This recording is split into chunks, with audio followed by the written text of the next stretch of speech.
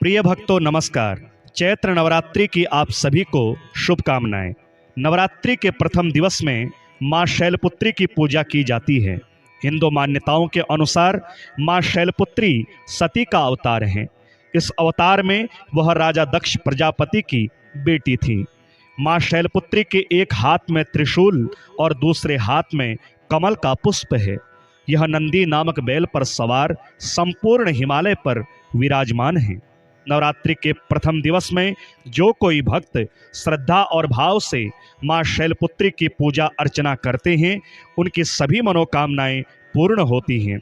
इस वीडियो के माध्यम से हम आपको मां शैलपुत्री के मंत्र, प्रार्थना, स्तुति, ध्यान, स्तोत्र और कवच का पाठ बता रहे हैं। श्रद्धा भाव से श्रवण करें। ओम देवी शैलपुत्र्यै नमः। वंदे वाञ्छितलाभाय चन्द्रार्धकृतशेखरां वृषारूढां शूलधरां शैलपुत्रीं यशस्विनीं या देवी सर्वभूतेषु मां शैलपुत्रीरूपेण संस्थिता। नमस्तस्यै नमस्तस्यै नमस्तस्यै नमो नमः।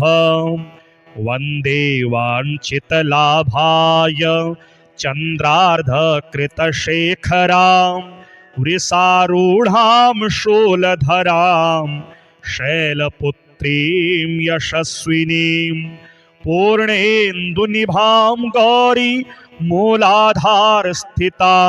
प्रथम दुर्गा त्रिनेत्रां पटांबर परिधानां रत्नकिरीटां नामालंकार भूषितां प्रफुल्लवंदना पल्लवाधरां कांतकपोलां तुगमकुचां कमनीयां लावण्यां स्नेहमुखी क्षीणमध्यां नितंबनीं। हिमालय उवाच मातस्त्वं कृपया गृहे मम सुता जातासि नित्यापि च यद्भाग्यं मे बहुजन्म जन्म जनितं मन्ये महत्पुण्यदं दृष्टं रूपमिदं परात्परतरां मूर्तिं भवान्या अपि माहेशीं प्रतिदर्शयाशु कृपया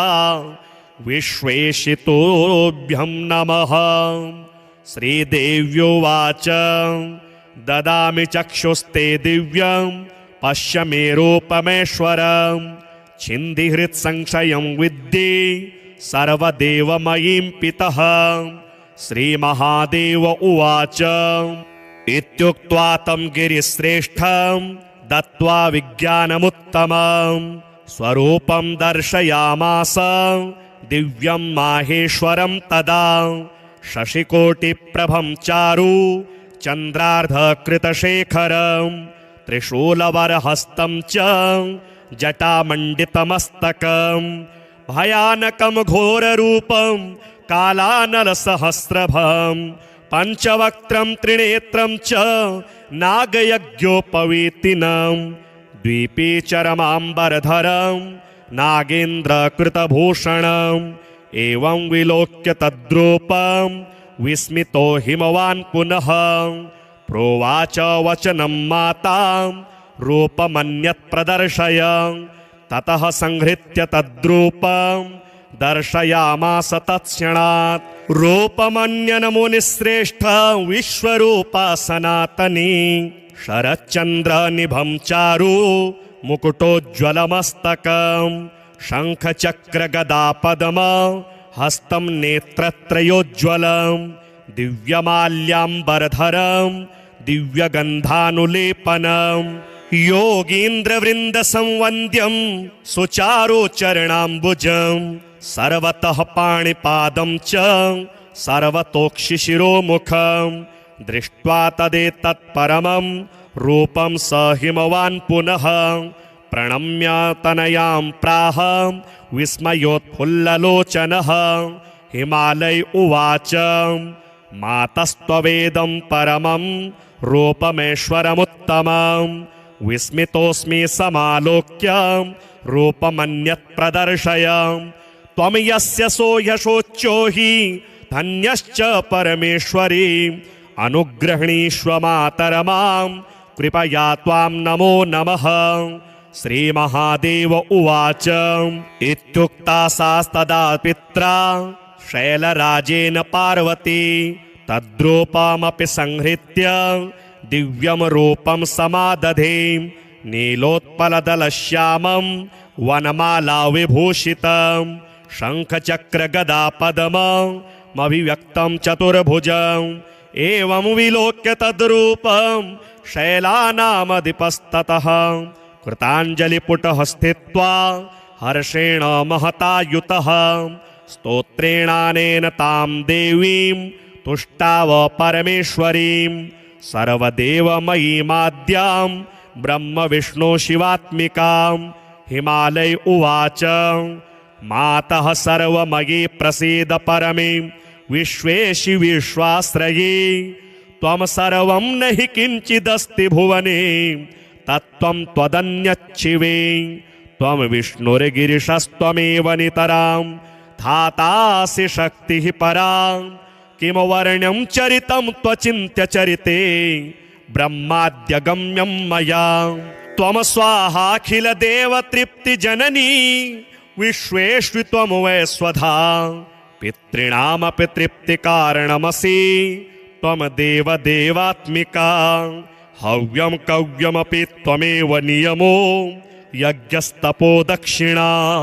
त्वं स्वर्गादिफलं समस्तफलदे देवेशि तुभ्यं नमः। रूपं सूक्ष्मतमं परात्परतरं यद्योगिनो विद्यया शुद्धं ब्रह्ममयं वदन्ति परमं मातः सुदृप्तं तव। वाचा दुर्विषयं मनोतिगमपि त्रैलोक्यबीजं शिवे। भक्त्याहं प्रणमामि देवि वरदे विश्वेश्वरी त्राहि माम्। उद्यत सूर्यसहस्रभां मम गृहे जातां स्वयं लीलया देवीमष्टभुजां विशालनयनां बालेन्दुमौलिं शिवाम्। उद्यतकोटिशशाङ्ककान्तिनयनां बालां त्रिनेत्रां परां भक्त्या त्वां प्रणमामि विश्वजननी देवी प्रसीदाम्बिके। रूपं ते रजताद्रिकान्तिविमलं नागेन्द्रभूषोज्ज्वलं घोरं पञ्चमुखाम्बुजत्रिनयनैर्इमेः समुद्भासितम्। इन्द्रार्धाङ्कितमस्तकं धृतजटा जूटं शरण्ये शिवे। भक्त्याहं प्रणमामि विश्वजननी त्वां त्वं प्रसीदाम्बिके। रूपं ते शारदचन्द्रकोटिसदृशं दिव्याम्बरं शोभनं दिव्यैराभरणैर्विराजितमलं कान्त्या जगन्मोहनं। दिव्यैर्बाहुचतुष्टयैर्युतमहं वन्दे शिवे भक्तितः। पादाब्जं जननि प्रसीद निखिल ब्रह्मादिदेवस्तुते।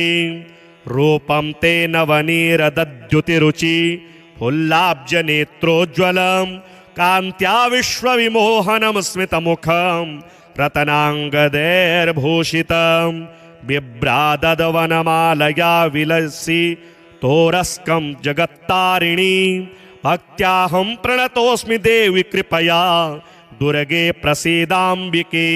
मातः कः परिवर्णितुं तव गुणं रूपं च विश्वात्मकं। शक्तो देवि जगत्त्रये बहुगुणैर्देवोऽथवा मानुषः। तत किं स्वल्पमतिब्रवीमि करुणां कृत्वा स्वकीयैर्गुणैर्नो मां मोहय मायया परमया विश्वेशितोभ्यं नमः। अद्य मे सफलं जन्म तपश्च सफलं मम।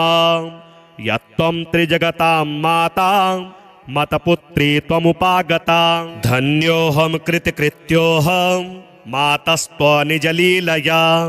नित्यापि मद्गृहे जाता पुत्री भावेन वै यतः। ओंकारः मे शिरः पातु मूलाधार निवासिनी ह्रींकारः पातु ललाटे बीजरूपा महेश्वरी श्रींकार पातु वदने लावण्या महेश्वरी ओंकार पातु हृदयं तारिणी शक्ति स्वद्रत फटकार पातु सर्वांगे सर्वसिद्धि फलप्रदा। ओम देवी शैलपुत्र्यै नमः।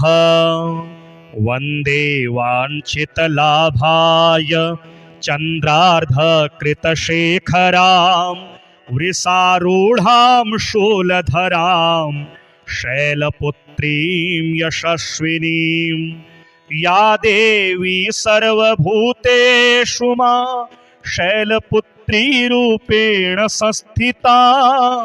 नमस्तस्यै नमस्तस्यै नमस्तस्यै नमो नमः।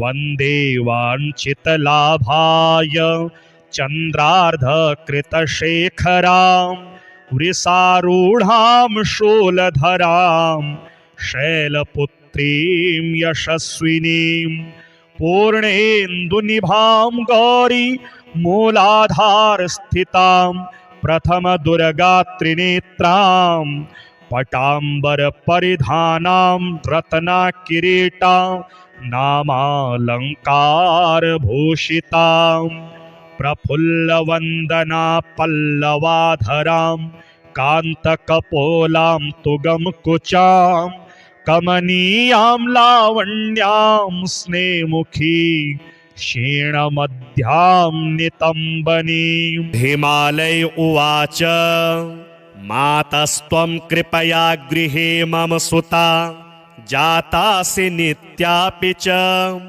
यदभाग्यं मे बहुजन्म जन्म जनितं मन्ये महत्पुण्यदं दृष्टं रूपमिदं परात्परतरां मूर्तिं भवान्या अपि माहेशीं प्रतिदर्शयाशु कृपया विश्वेशितोभ्यं नमः। श्रीदेव्योवाच ददामि चक्षुस्ते दिव्यं पश्य मे रूपमेश्वरं छिन्दिहृत्संशयं विद्धि सर्वदेवमयीं पितः। श्रीमहादेव उवाच इत्युक्त्वा तं गिरिश्रेष्ठं दत्त्वा विज्ञानमुत्तमं स्वरूपं दर्शयामास दिव्यं माहेश्वरं तदा शशिकोटिप्रभं चारु चन्द्रार्धकृतशेखरं त्रिशूलवरहस्तं च जटामण्डितमस्तकं भयानकं घोररूपं कालानलसहस्रभं पञ्चवक्त्रं त्रिनेत्रं च नागयज्ञोपवीतिनं द्वीपीचरमाम्बरधरं नागेन्द्रकृतभूषणम् एवं विलोक्य तद्रूपं विस्मितो हिमवान् पुनः प्रोवाच वचनं मातां रूपमन्यत् प्रदर्शय। ततः संहृत्य तद्रूपं दर्शयामास तत्क्षणात् रूपमन्यनमुनिश्रेष्ठ विश्वरूपा सनातनी शरच्चन्द्रनिभं चारु मुकुटोज्ज्वलमस्तकं शङ्खचक्रगदापद्म हस्तं नेत्रत्रयोज्ज्वलं दिव्यमाल्याम्बरधरं दिव्यगन्धानुलेपनं योगीन्द्रवृन्दसंवन्द्यं सुचारुचरणाम्बुजं सर्वतः पाणिपादं च सर्वतोक्षिशिरोमुखं दृष्ट्वा तदेतत्परमं रूपं स हिमवान् पुनः प्रणम्य तनयां प्राह विस्मयोत्फुल्ललोचनः। हिमालय उवाच मातस्त्ववेदं परमं रूपमेश्वरमुत्तमं विस्मितोऽस्मि समालोक्य रूपमन्यत् प्रदर्शय। त्वं यस्य सोऽयशोच्यो हि धन्यश्च परमेश्वरी अनुग्रहणीष्व मातरमां कृपया त्वां नमो नमः। श्रीमहादेव उवाच इत्युक्ता सास्तदा पित्रा शैलराजेन पार्वती तद्रूपमपि संहृत्य दिव्यं रूपं समादधे नीलोत्पलदलश्यामं वनमाला विभूषितं शङ्खचक्रगदापद्ममभिव्यक्तं चतुर्भुजम् एवं विलोक्य तद्रूपं शैलानामधिपस्ततः कृताञ्जलिपुटः स्थित्वा हर्षेण महतायुतः स्तोत्रेणानेन तां देवीं तुष्टाव परमेश्वरीं सर्वदेवमयीमाद्यां ब्रह्मविष्णु शिवात्मिकां हिमालय उवाच मातः सर्वमयी प्रसीद परमे विश्वेशि विश्वाश्रये त्वं सर्वं न हि किञ्चिदस्ति भुवने तत्त्वं त्वदन्यच्छिवे त्वं विष्णुर्गिरिशस्त्वमेव नितरां धातासि शक्तिः परा किं वर्ण्यं चरितं त्वचिन्त्यचरिते ब्रह्माद्यगम्यं मया त्वं स्वाहाखिलदेवतृप्तिजननी विश्वेष्वि त्वं वै स्वधा पितॄणामपि तृप्तिकारणमसि त्वं देवदेवात्मिका हव्यं कव्यमपि त्वमेव नियमो यज्ञस्तपो दक्षिणा त्वं स्वर्गादिफलं समस्तफलदे देवेशि तुभ्यं नमः रूपं सूक्ष्मतमं परात्परतरं यद्योगिनो विद्यया शुद्धं ब्रह्ममयं वदन्ति परमं मातः सुदृप्तं तव वाचा दुर्विषयं मनोतिगमपि त्रैलोक्यबीजं शिवे भक्त्याहं प्रणमामि देवि वरदे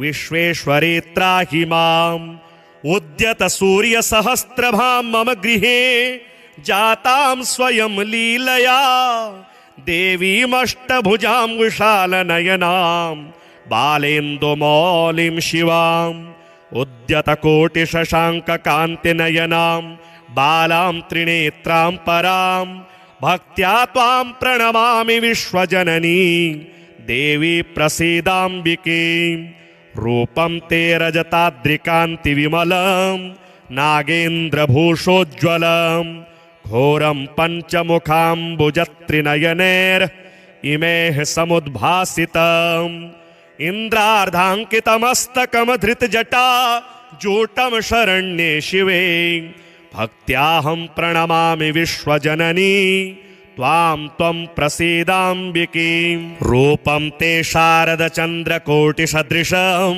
दिव्याम्बरं शोभनं दिव्यैराभरणैर्विराजितमलं कान्त्या जगन्मोहनं दिव्यैर्बाहुचतुष्टयैर्युतमहं वन्दे शिवे भक्तितः पादाब्जं जननि प्रसीद निखिल ब्रह्मादिदेवस्तुते रूपं ते नवनीरदद्युतिरुचि फुल्लाब्जनेत्रोज्ज्वलं कान्त्या विश्वविमोहनं स्मितमुखं रत्नाङ्गदैर्भूषितं बिभ्राददवनमालया विलसि तोरस्कं जगत्तारिणी भक्त्याहं प्रणतोऽस्मि देवि कृपया दुर्गे प्रसीदाम्बिके मातः कः परिवर्णितुं तव गुणं रूपं च विश्वात्मकं शक्तो देवि जगत्त्रये बहुगुणैर्देवोऽथवा मानुषः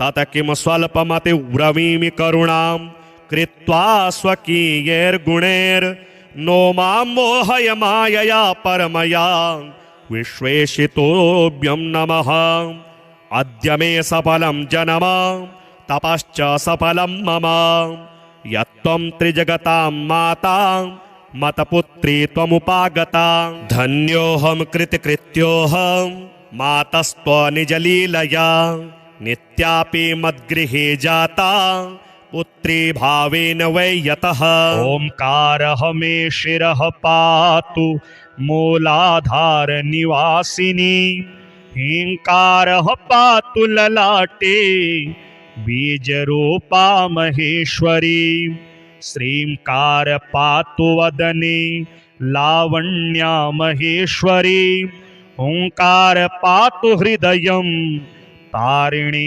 शक्ति स्वद्रत फटकार पातु सर्वांगे सर्वसिद्धिफलप्रदा। ॐ देवी शैलपुत्र्यै नमः। वन्दे वाञ्छितलाभाय चन्द्रार्धकृतशेखरां वृषारूढां शूलधरां शैलपुत्रीं यशस्विनीं। या देवी सर्वभूतेषु मा शैलपुत्री रूपेण संस्थिता। नमस्तस्यै नमस्तस्यै नमस्तस्यै नमो नमः।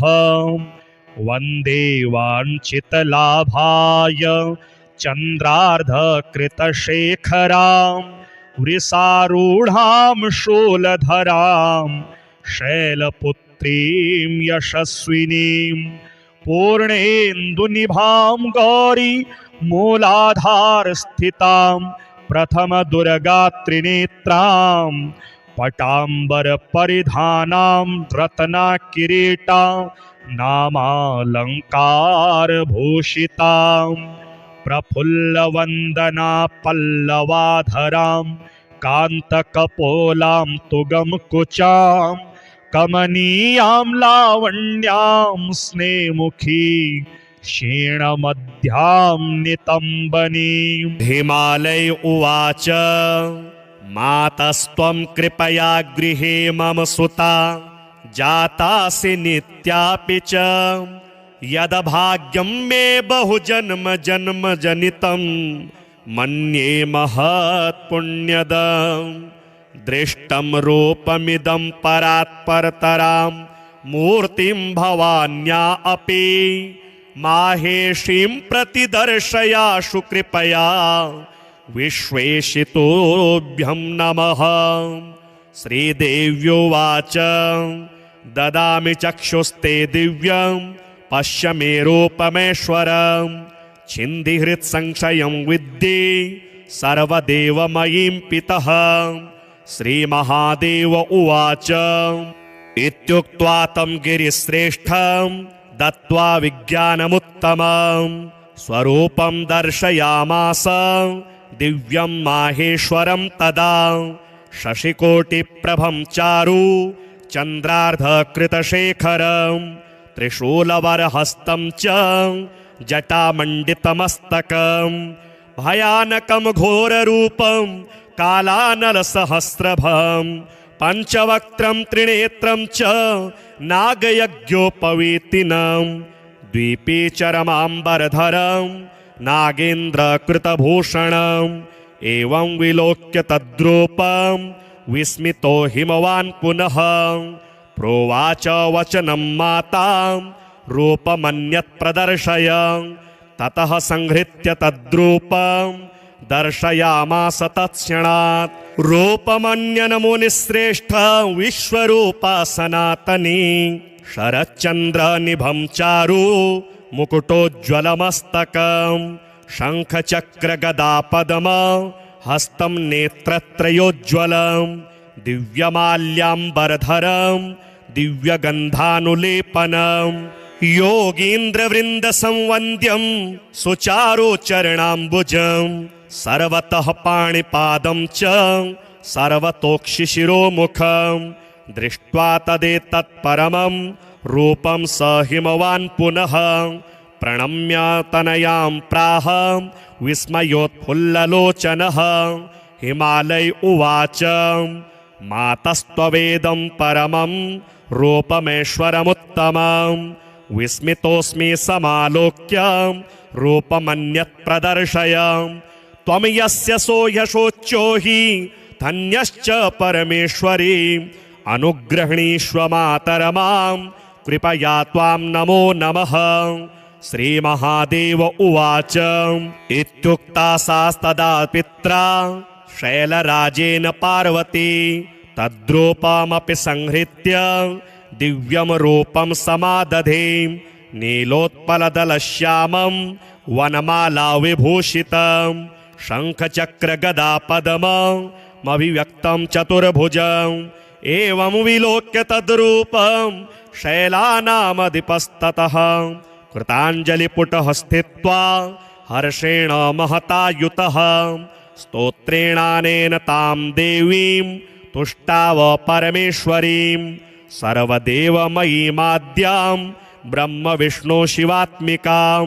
हिमालय उवाच मातः सर्वमयी प्रसीद परमे विश्वेशि विश्वाश्रये त्वं सर्वं न हि किञ्चिदस्ति भुवने तत्त्वं त्वदन्यच्छिवे त्वं विष्णुर्गिरिशस्त्वमेव नितरां धातासि शक्तिः परा किं वर्ण्यं चरितं त्वचिन्त्यचरिते ब्रह्माद्यगम्यं मया त्वं स्वाहाखिलदेवतृप्तिजननी विश्वेष्वि त्वं वै स्वधा पितॄणामपि तृप्तिकारणमसि त्वं देवदेवात्मिका हव्यं कव्यमपि त्वमेव नियमो यज्ञस्तपो दक्षिणा त्वं स्वर्गादिफलं समस्तफलदे देवेशि तुभ्यं नमः।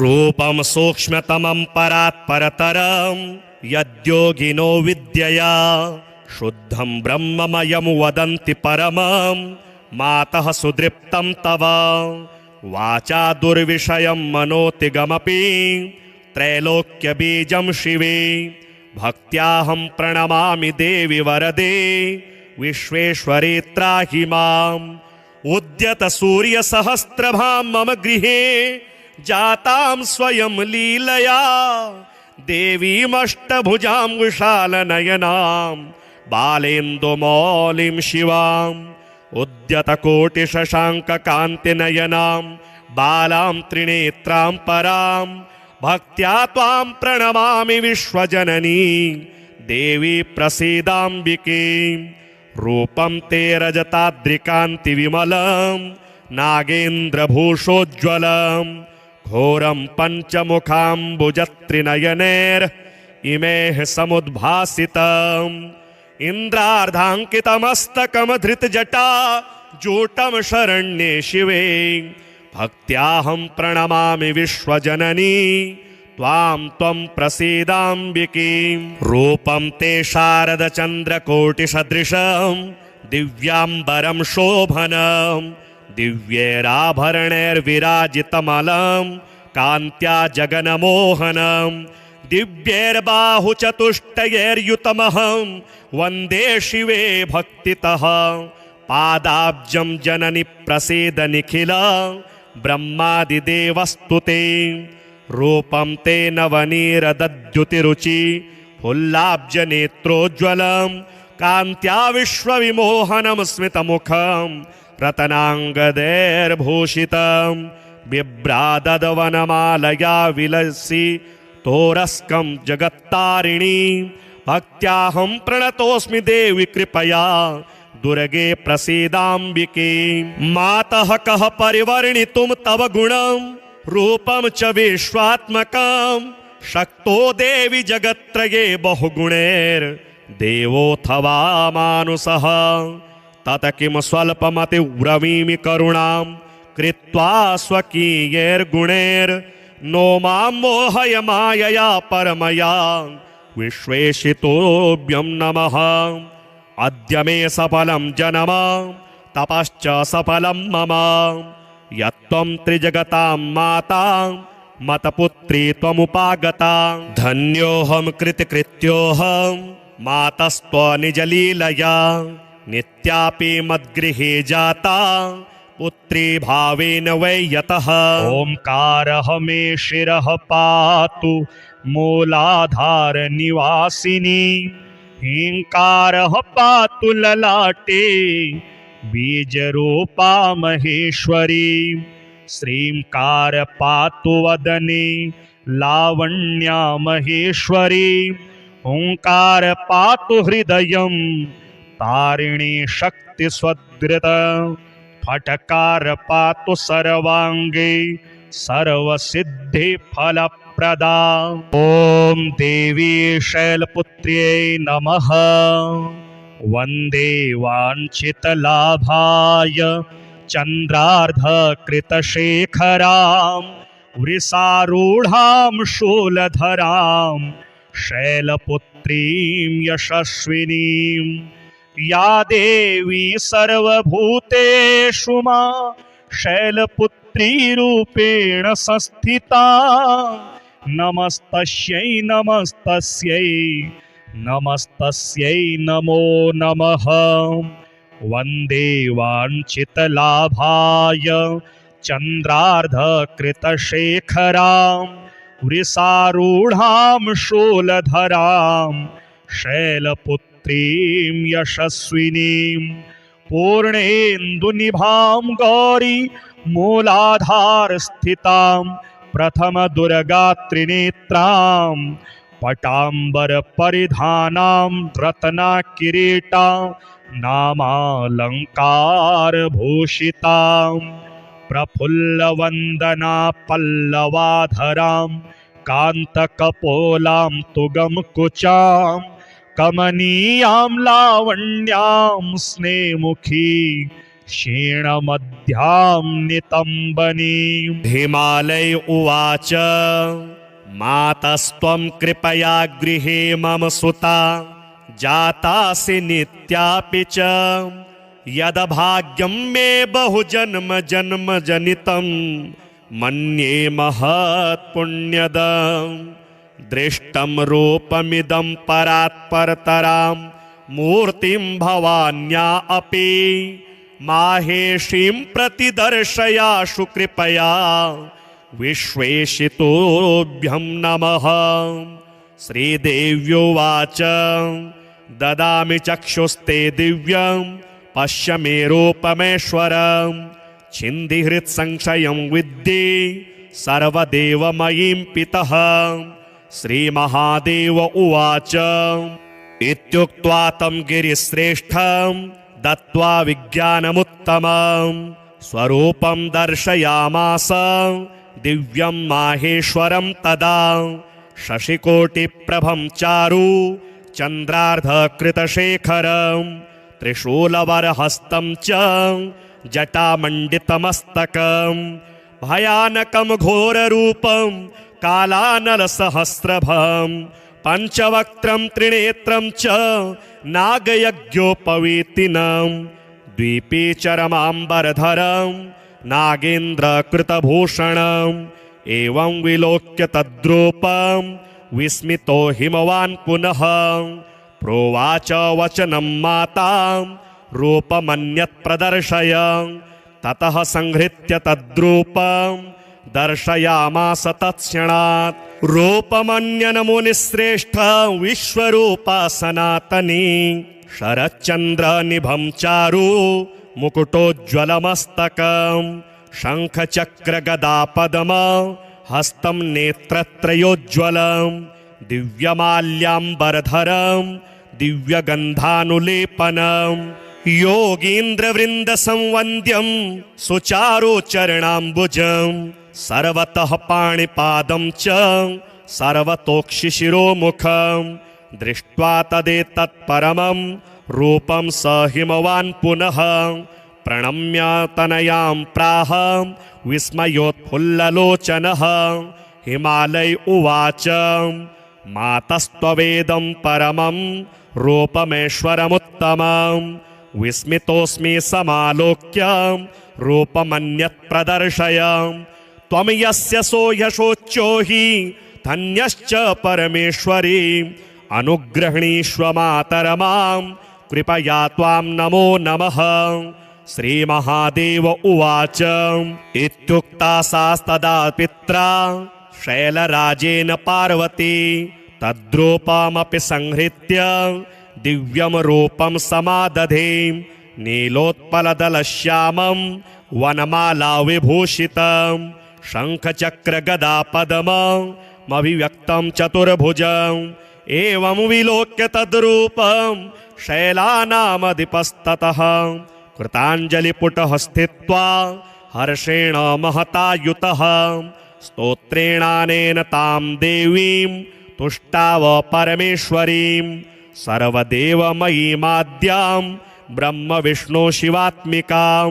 हिमालय उवाच मातः सर्वमयी प्रसीद परमे विश्वेशि विश्वाश्रये त्वं सर्वं न हि किञ्चिदस्ति भुवने तत्त्वं त्वदन्यच्छिवे त्वं विष्णुर्गिरिशस्त्वमेव नितरां धातासि शक्तिः परा किं वर्ण्यं चरितं त्वचिन्त्यचरिते ब्रह्माद्यगम्यं मया त्वं स्वाहाखिलदेवतृप्तिजननी विश्वेश्वि त्वं वै स्वधा पितॄणामपि तृप्तिकारणमसि त्वं देवदेवात्मिका हव्यं कव्यमपि त्वमेव नियमो यज्ञस्तपो दक्षिणा त्वं स्वर्गादिफलं समस्तफलदे देवेशि तुभ्यं नमः रूपं सूक्ष्मतमं परात्परतरं यद्योगिनो विद्यया शुद्धं ब्रह्ममयं वदन्ति परमं मातः सुदृप्तं तव वाचा दुर्विषयं मनोतिगमपि त्रैलोक्यबीजं शिवे भक्त्याहं प्रणमामि देवि वरदे विश्वेश्वरी त्राहि माम् उद्यत सूर्यसहस्रभां मम गृहे जातां स्वयं लीलया देवीमष्टभुजां विशालनयनां बालेन्दुमौलिं शिवाम् उद्यतकोटिशशाङ्ककान्तिनयनां बालां त्रिनेत्रां परां भक्त्या त्वां प्रणमामि विश्वजननी देवी प्रसीदाम्बिके रूपं ते रजताद्रिकान्तिविमलं नागेन्द्रभूषोज्ज्वलं घोरं पञ्चमुखाम्बुजत्रिनयनैर्इमेः समुद्भासितम् इन्द्रार्धाङ्कितमस्तकमधृतजटा जूटं शरण्ये शिवे भक्त्याहं प्रणमामि विश्वजननी त्वां त्वं प्रसीदाम्बिके रूपं ते शारदचन्द्रकोटिसदृशं दिव्याम्बरं शोभनं दिव्यैराभरणैर्विराजितमलं कान्त्या जगन्मोहनं दिव्यैर्बाहुचतुष्टयैर्युतमहं वन्दे शिवे भक्तितः पादाब्जं जननि प्रसीद निखिल ब्रह्मादिदेवस्तुते रूपं ते नवनीरदद्युतिरुचि फुल्लाब्जनेत्रोज्ज्वलं कान्त्या विश्वविमोहनं स्मितमुखं रत्नाङ्गदैर्भूषितं बिभ्रादवनमालया विलसि तोरस्कं जगत्तारिणी भक्त्याहं प्रणतोऽस्मि देवि कृपया दुर्गे प्रसीदाम्बिके मातः कः परिवर्णितुं तव गुणं रूपं च विश्वात्मकं शक्तो देवि जगत्त्रये बहुगुणैर्देवोऽथवा मानुषः तत किं स्वल्पमतिब्रवीमि करुणां कृत्वा स्वकीयैर्गुणैर्नो मां मोहय मायया परमया विश्वेशितोभ्यं नमः अद्य मे सफलं जन्म तपश्च सफलं मम यत्त्वं त्रिजगतां माता मतपुत्री त्वमुपागता धन्योऽहं कृतकृत्योऽहं मातस्त्वनिजलीलया नित्यापि मद्गृहे जाता पुत्री भावेन वै यतः ओंकारः मे शिरः पातु मूलाधार निवासिनी ह्रींकारः पातु ललाटे बीजरूपा महेश्वरी श्रींकार पातु वदने लावण्या महेश्वरी ओंकार पातु हृदयं तारिणी शक्ति स्वदृत फटकार पातु सर्वांगे सर्वसिद्धि फलप्रदा ओम देवी शैलपुत्र्यै नमः वन्दे वाञ्छितलाभाय चन्द्रार्धकृतशेखरां वृषारूढां शूलधरां शैलपुत्रीं यशस्विनीं या देवी सर्वभूतेषु मा शैलपुत्री रूपेण संस्थिता नमस्तस्यै नमस्तस्यै नमस्तस्यै नमो नमः वन्दे वाञ्छितलाभाय चन्द्रार्धकृतशेखरां वृषारूढां शूलधरां शैलपुत्रीं यशस्विनीं पूर्णेन्दुनिभां गौरी मूलाधारस्थितां प्रथमदुर्गात्रिनेत्रां पटाम्बरपरिधानां रत्नकिरीटां नामालङ्कारभूषितां प्रफुल्लवन्दना पल्लवाधरां कान्तकपोलां तुगमकुचां कमनीयां लावण्यां स्नेहमुखी क्षीणमध्यां नितम्बनीं। हिमालय उवाच मातस्त्वं कृपया गृहे मम सुता जातासि नित्यापि च यदभाग्यं मे बहुजन्म जन्म जनितं मन्ये महत्पुण्यदं दृष्टं रूपमिदं परात्परतरां मूर्तिं भवान्या अपि माहेशीं प्रतिदर्शयाशु कृपया विश्वेशितोभ्यं नमः। श्रीदेव्योवाच ददामि चक्षुस्ते दिव्यं पश्य मे रूपमेश्वरं छिन्दिहृत्संशयं विद्धि सर्वदेवमयीं पितः। श्रीमहादेव उवाच इत्युक्त्वा तं गिरिश्रेष्ठं दत्त्वा विज्ञानमुत्तमं स्वरूपं दर्शयामास दिव्यं माहेश्वरं तदा शशिकोटिप्रभं चारु चन्द्रार्धकृतशेखरं त्रिशूलवरहस्तं च जटामण्डितमस्तकं भयानकं घोररूपं कालानलसहस्रभं पञ्चवक्त्रं त्रिनेत्रं च नागयज्ञोपवीतिनं द्विपीचरमाम्बरधरं नागेन्द्रकृतभूषणम् एवं विलोक्य तद्रूपं विस्मितो हिमवान् पुनः प्रोवाच वचनं मातां रूपमन्यत् प्रदर्शय। ततः संहृत्य तद्रूपं दर्शयामास तत्क्षणात् रूपमन्यनमुनिश्रेष्ठ विश्वरूपा सनातनी शरच्चन्द्रनिभं चारु मुकुटोज्ज्वलमस्तकं शङ्खचक्रगदापद्म हस्तं नेत्रत्रयोज्ज्वलं दिव्यमाल्याम्बरधरं दिव्यगन्धानुलेपनं योगीन्द्रवृन्दसंवन्द्यं सुचारुचरणाम्बुजं सर्वतः पाणिपादं च सर्वतोक्षिशिरोमुखं दृष्ट्वा तदेतत्परमं रूपं स हिमवान् पुनः प्रणम्य तनयां प्राह विस्मयोत्फुल्ललोचनः। हिमालय उवाच मातस्त्ववेदं परमं रूपमेश्वरमुत्तमं विस्मितोऽस्मि समालोक्य रूपमन्यत् प्रदर्शय।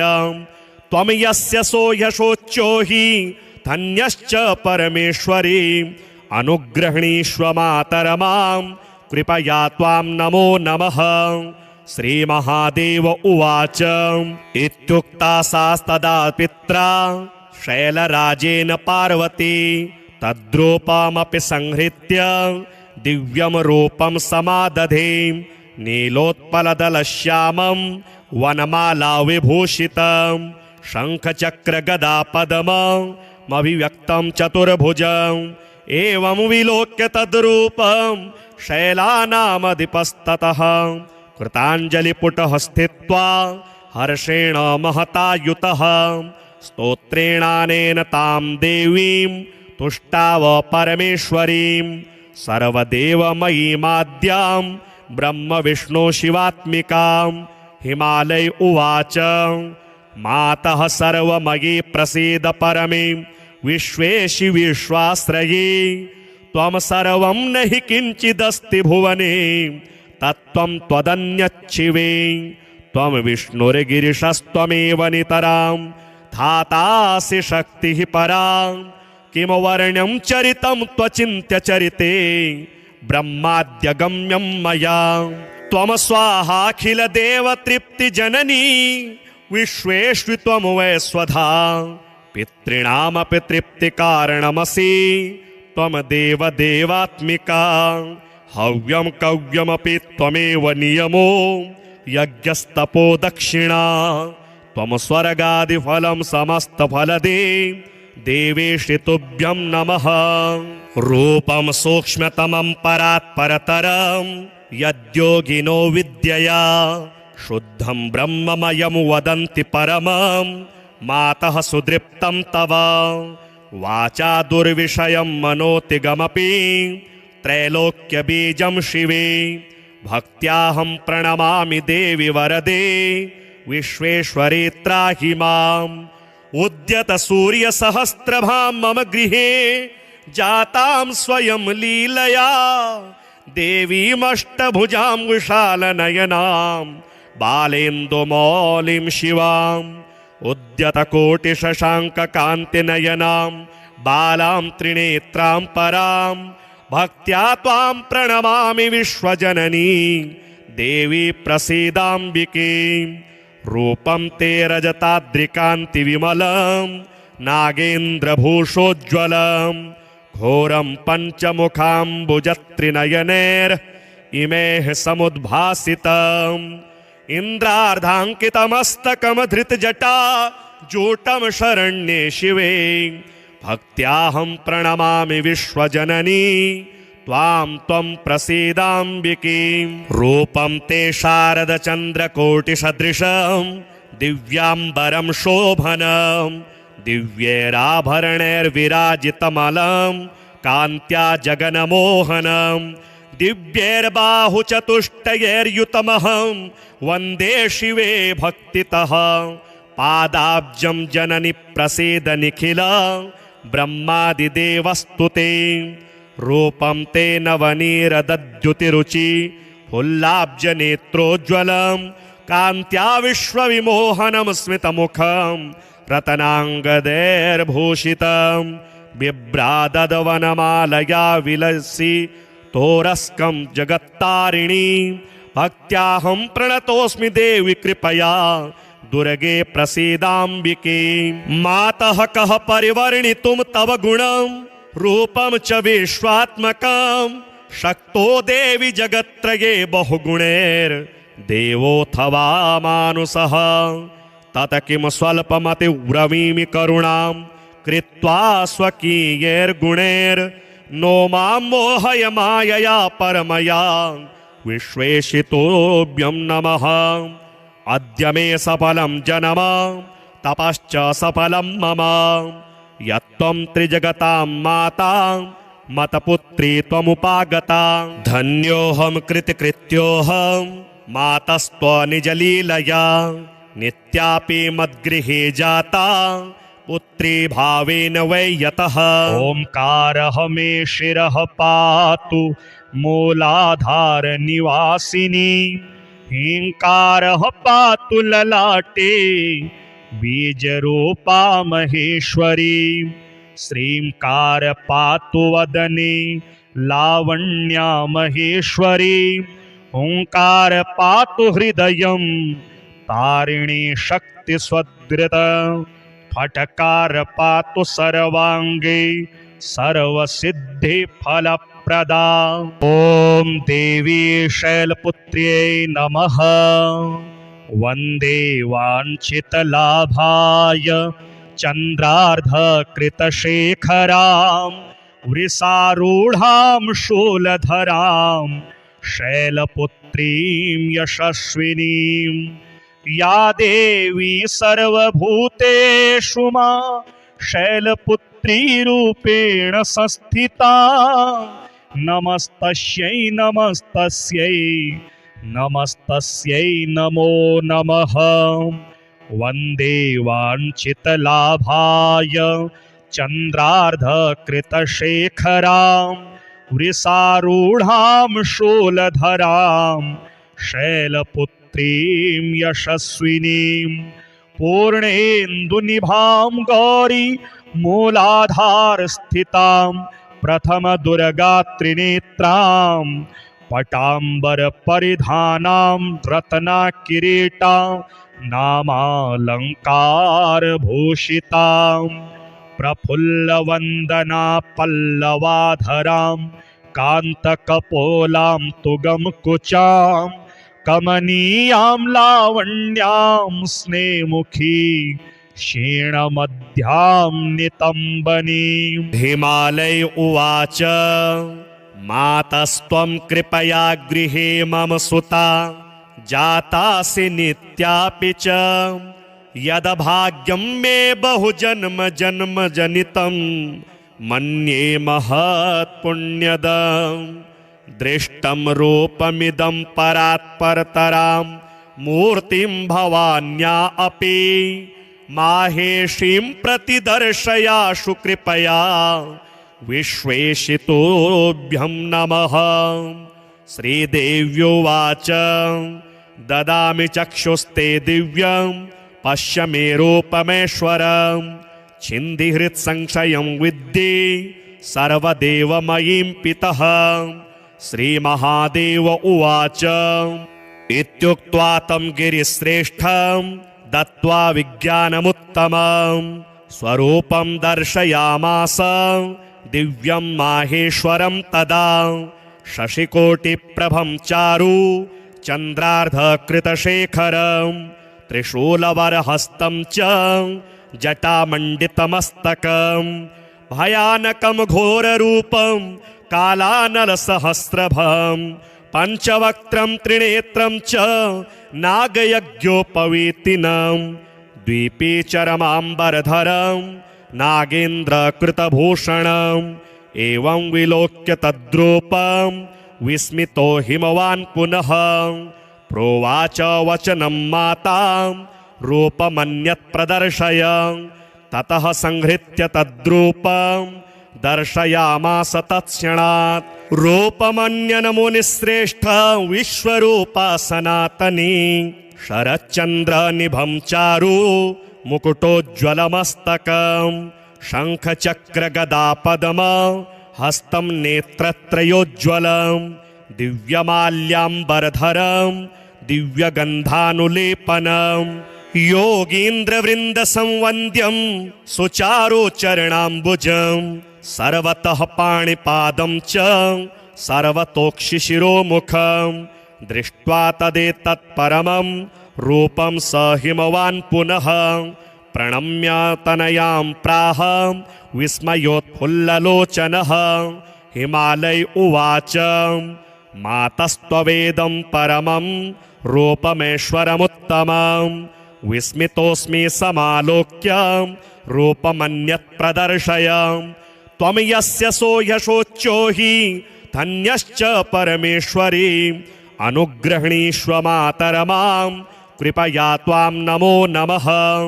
श्रीमहादेव उवाच इत्युक्ता सास्तदा पित्रा शैलराजेन पार्वती तद्रूपमपि संहृत्य दिव्यं रूपं समादधे नीलोत्पलदलश्यामं वनमाला विभूषितं शङ्खचक्रगदापद्ममभिव्यक्तं चतुर्भुजम् एवं विलोक्य तद्रूपं शैलानामधिपस्ततः कृताञ्जलिपुटः स्थित्वा हर्षेण महतायुतः स्तोत्रेणानेन तां देवीं तुष्टाव परमेश्वरीं सर्वदेवमयीमाद्यां ब्रह्मविष्णु शिवात्मिकां।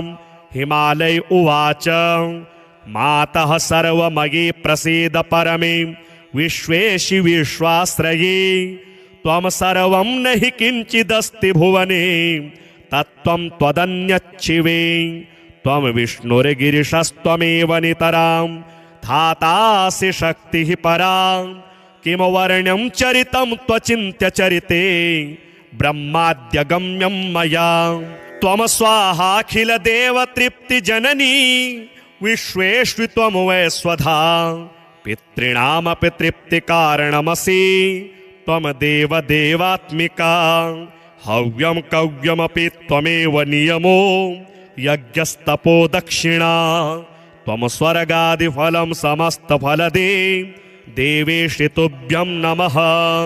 रूपं सूक्ष्मतमं परात् परतरं यद्योगिनो विद्यया शुद्धं ब्रह्ममयं वदन्ति परमं मातः सुदृप्तं तव वाचा दुर्विषयं मनोतिगमपि त्रैलोक्यबीजं शिवे भक्त्याहं प्रणमामि देवि वरदे विश्वेश्वरी त्राहि माम् उद्यत सूर्यसहस्रभां मम गृहे जातां स्वयं लीलया देवीमष्टभुजां विशालनयनां बालेन्दुमौलिं शिवाम् उद्यतकोटिशशाङ्ककान्तिनयनां बालां त्रिनेत्रां परां भक्त्या त्वां प्रणमामि विश्वजननी देवी प्रसीदाम्बिके रूपं ते रजताद्रिकान्तिविमलं नागेन्द्रभूषोज्ज्वलं घोरं पञ्चमुखाम्बुजत्रिनयनैर्इमेः समुद्भासितम्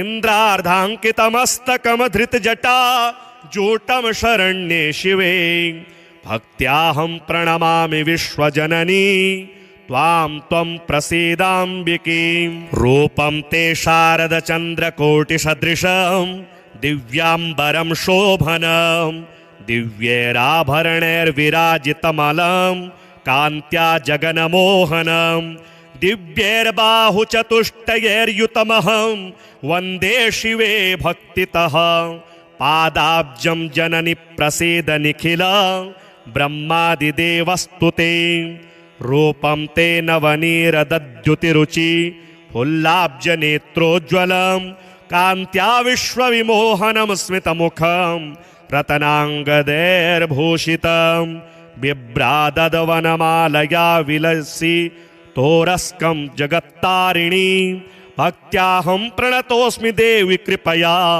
दुर्गे प्रसीदाम्बिके मातः कः परिवर्णितुं तव गुणं रूपं च विश्वात्मकं शक्तो देवि जगत्त्रये बहुगुणैर्देवोऽथवा मानुषः तत किं स्वल्पमतिव्रवीमि करुणां कृत्वा स्वकीयैर्गुणैर्नो मां मोहय मायया परमया विश्वेशितोऽभ्यं नमः अद्य मे सफलं जन्म तपश्च सफलं मम यत्त्वं त्रिजगतां माता मतपुत्री त्वमुपागता धन्योऽहं कृतकृत्योऽहं मातस्त्वनिजलीलया नित्यापि मद्गृहे जाता पुत्री भावेन वै यतः ओंकारः मे शिरः पातु मूलाधार निवासिनी हींकारः पातु ललाटे बीजरूपा महेश्वरी श्रींकार पातु वदने लावण्या महेश्वरी ओंकार पातु हृदयं तारिणी शक्ति स्वदृत फटकार पातु सर्वांगे सर्वसिद्धि फलप्रदा ओम देवी शैलपुत्र्यै नमः वन्दे वाञ्छितलाभाय चन्द्रार्धकृतशेखरां वृषारूढां शूलधरां शैलपुत्रीं यशस्विनीं या देवी सर्वभूतेषु मा शैलपुत्री रूपेण संस्थिता नमस्तस्यै नमस्तस्यै नमस्तस्यै नमो नमः वन्दे वाञ्छितलाभाय चन्द्रार्धकृतशेखरां वृषारूढां शूलधरां शैलपुत्रीं यशस्विनीं पूर्णेन्दुनिभां गौरी मूलाधार स्थितां प्रथम दुर्गा त्रिनेत्रां पटाम्बर परिधानां रत्ना किरीटा नामालंकार भूषितां प्रफुल्लवन्दना पल्लवाधरां कान्तकपोलां तुगं कुचां कमनीयां लावण्यां स्नेमुखी क्षीणमध्यां नितम्बनीम्। हिमालय उवाच मातस्त्वं कृपया गृहे मम सुता जातासि नित्यापि च यदभाग्यं मे बहुजन्म जन्म जनितं मन्ये महत्पुण्यदम्। दृष्टं रूपमिदं परात्परतरां मूर्तिं भवान्या अपि माहेशीं प्रतिदर्शयाशु कृपया विश्वेशितोभ्यं नमः। श्रीदेव्योवाच ददामि चक्षुस्ते दिव्यं पश्य मे रूपमेश्वरं छिन्दिहृत्संशयं विद्धि सर्वदेवमयीं पितः। श्रीमहादेव उवाच इत्युक्त्वा तं गिरिश्रेष्ठं दत्त्वा विज्ञानमुत्तमं स्वरूपं दर्शयामास दिव्यं माहेश्वरं तदा।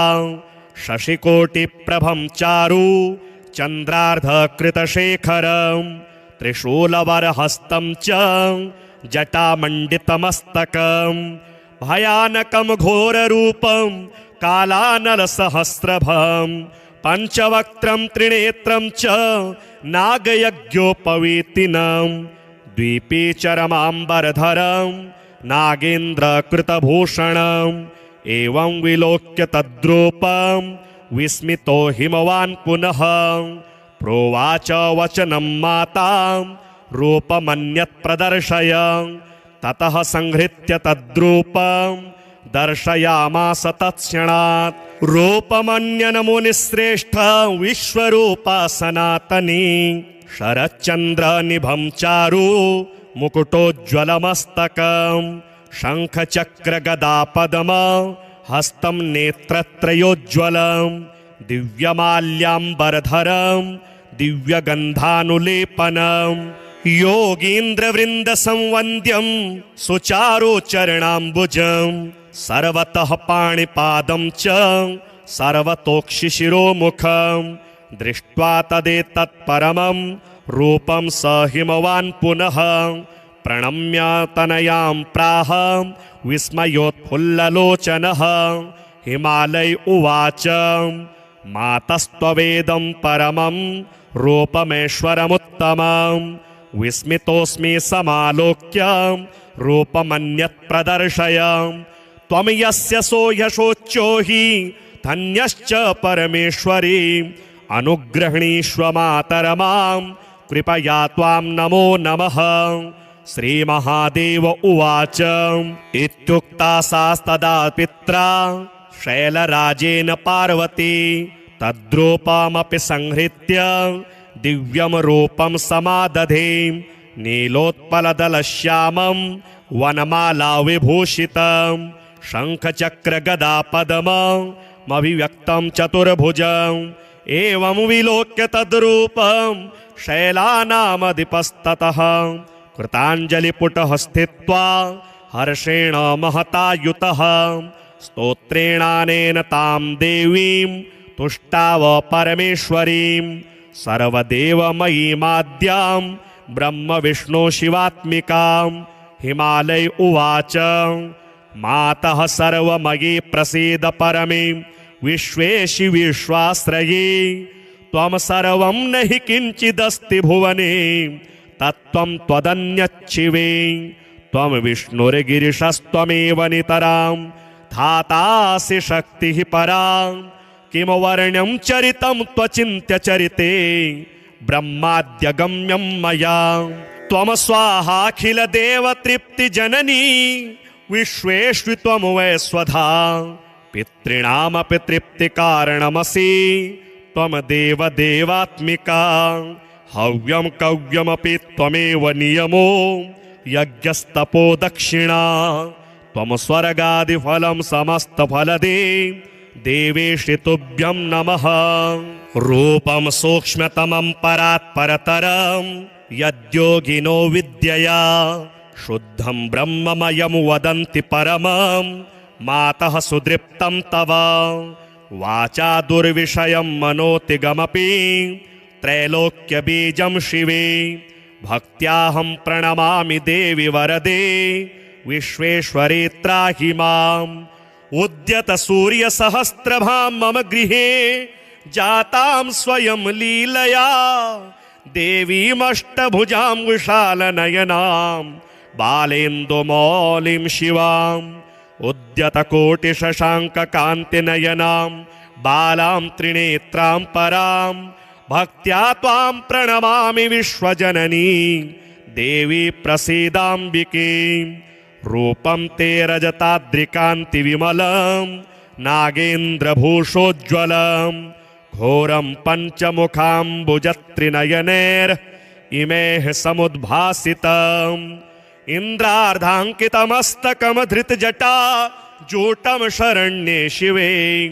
भक्त्याहं प्रणमामि विश्वजननी त्वां त्वं प्रसीदाम्बिके रूपं ते शारदचन्द्रकोटिसदृशं दिव्याम्बरं शोभनं दिव्यैराभरणैर्विराजितमलं कान्त्या जगन्मोहनं दिव्यैर्बाहुचतुष्टयैर्युतमहं वन्दे शिवे भक्तितः पादाब्जं जननि प्रसीद निखिल ब्रह्मादिदेवस्तुते रूपं ते नवनीरदद्युतिरुचि फुल्लाब्जनेत्रोज्ज्वलं कान्त्या विश्वविमोहनं स्मितमुखं रत्नाङ्गदैर्भूषितं बिभ्रादवनमालया विलसि तोरस्कं जगत्तारिणी भक्त्याहं प्रणतोऽस्मि देवि कृपया दुर्गे प्रसीदाम्बिके मातः कः परिवर्णितुं तव गुणं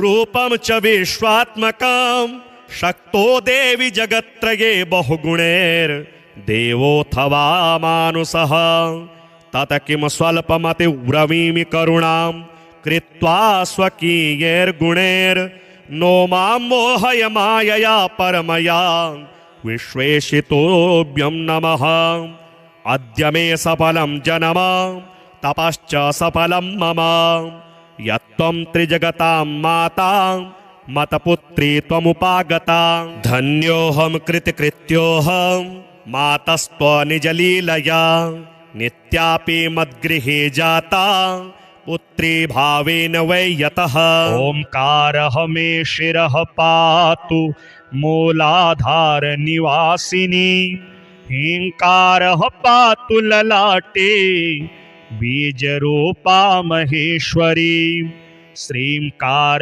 पातु वदने लावण्या महेश्वरी ओंकार पातु हृदयं तारिणी शक्ति स्वदृत फटकार पातु सर्वांगे सर्वसिद्धि फलप्रदा।